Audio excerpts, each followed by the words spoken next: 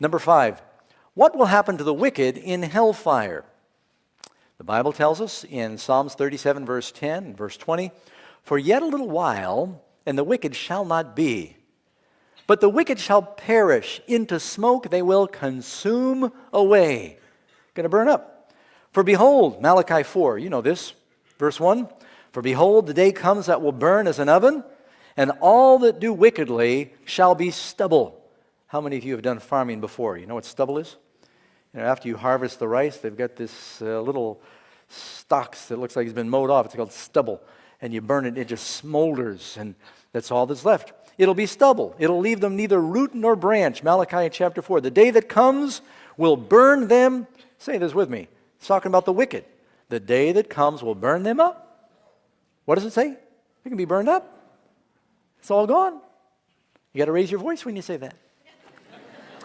You know, I'm showing you a picture there on the screen. Anyone know where that's from? Pompeii. I've been there. At the foot of Mount Vesuvius, it used to be much taller. Of course, so did Mount St. Helens. There was this Roman Las Vegas.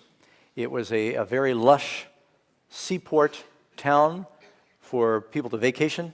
And the towns of Pompeii and Herculaneum were devastated during an earthquake in about 68 BC, but the mountain finally blew its lid in 78 BC. What many people don't know, and of course, at least 2,000 bodies they found so far, and they haven't finished excavating it yet, but some people were found, gladiators still chained up, and a lot of Roman soldiers lost their lives during that time.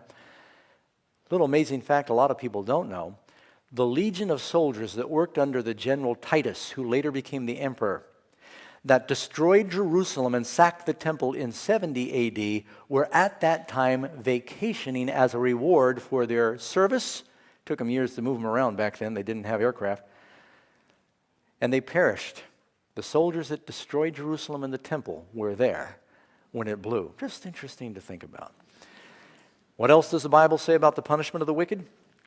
"But the fearful and the unbelieving and the abominable and the murderers and the whoremongers and sorcerers and idolaters and all liars will have their part in the lake that burns with fire and brimstone, which is the second death." I don't know, maybe I should light this up after the program if you want to come outside and find out what brimstone smells. Hopefully you'll never find out any other way, right? If you're wanting to know, we'll do it that way.